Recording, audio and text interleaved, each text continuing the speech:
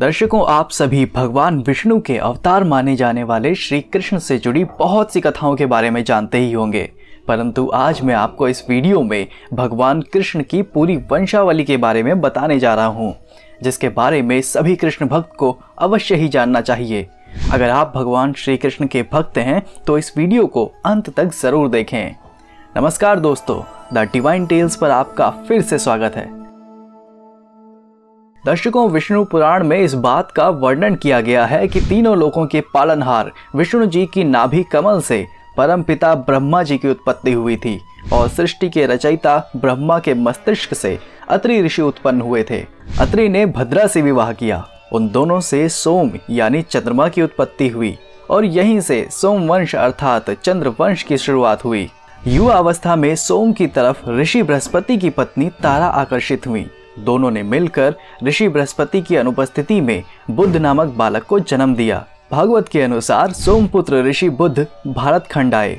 धरती पर सूर्यवंशी राजा मनु की पुत्री ईला को बुद्ध से प्रेम हो गया। दोनों के मिलन से पुररवा नामक पुत्र का जन्म हुआ।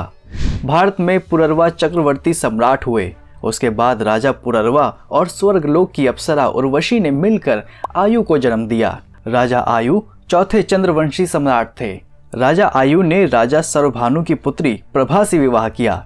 इस विवाह से 5 पुत्र हुए, जिनके नाम हैं नहुष, छत्रवर्ध, रंभ, रजी और अदेना। बाद में युवराज नहुष सिंहासन के उत्तराधिकारी बने।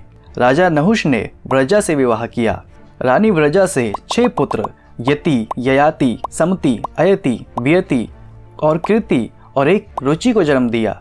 बाद में राजकुमारी रुचि का विवाह चैवन ऋषि और सुकन्या के पुत्र अपनवन से हुआ। राजा नहुष के ज्येष्ठ पुत्र यति धार्मिक प्रवृत्ति के थे। उनकी राजपाट में तनिक भी रुचि नहीं थी। उनके स्थान पर ययाति राजा हुए। महाराजा ययाति ने 2 विवाह किए। पहली पत्नी असुरों के गुरु शुक्राचार्य की पुत्री देवयानी थी और ययाति की दूसरी पत्नी का नाम शर्मिष्ठा था, जो वृषप्रवा की कन्या थी। राजा ययाति की दोनों पत्नियों से कुल 5 महाप्रतापी पुत्र पैदा हुए, जिनका वर्णन ऋग्वेद में भी मिलता है। उन्हें ऋग्वेद में 5 जन्य पुरुष कहा गया है। इसलिए यादव आधुनिक क्षत्रिय नहीं बल्कि पौराणिक और वैदिक क्षत्रिय हैं।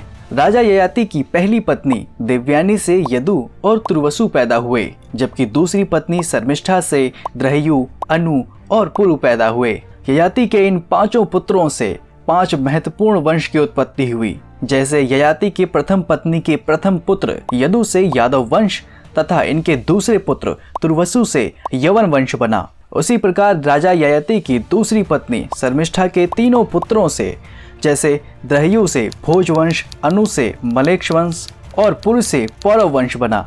यदु के सहस्त्राजित, कोष्ठा, नल और रिपु 4 पुत्र हुए, जिनमें कोष्ठा से 13 पुत्र हुए। ध्वज निवास, स्वाति, ऋषंकुर, चित्ररथ, शशिबिंदु, पृथुश्रवा, धर्म यानी पृथुतम, उष्णा, रुचक, रुक्म कवच, पराव्रत, जयामघ, विदर्भ। कालांतर में यदुवंश में ही भगवान श्री कृष्ण का जन्म हुआ।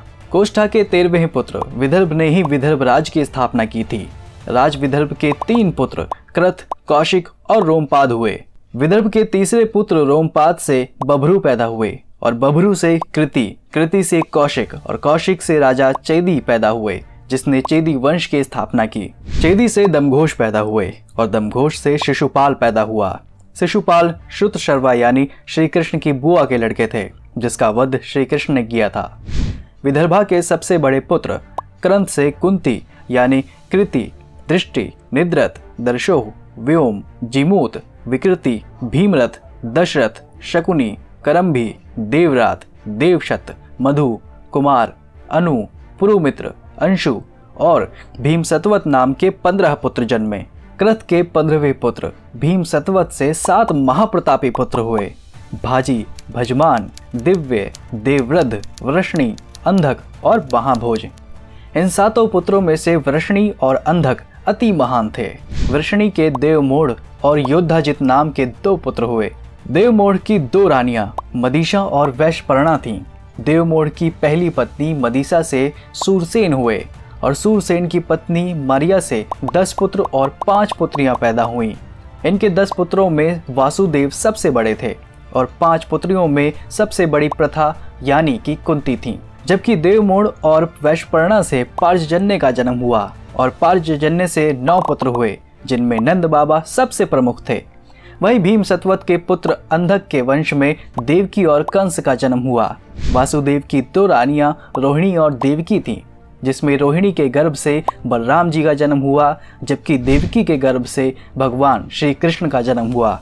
उसके बाद श्री कृष्ण और रुक्मणी से प्रद्युम्न, प्रद्युम्न से अनिरुद्ध और अनिरुद्ध से वज्र पैदा हुआ। तो दर्शकों, उम्मीद करता हूँ कि आपको श्री कृष्ण से जुड़ी ये जानकारी पसंद आई होगी। अगर आपको पसंद आई हो तो ज़्यादा से ज़्यादा लाइक और सब्सक्राइब करें। साथ ही अगर आप हमारे चैनल पर नए हैं तो ऐसी ही जानकारी के लिए हमारे चैनल को अभी सब्सक्राइब कर लें। और हाँ, अगर आप ये वीडियो हमारे फेसबुक पेज पर देख रहे हैं तो उसे भी अभी लाइक कर दें। फिलहाल आज के वीडियो में इतना ही।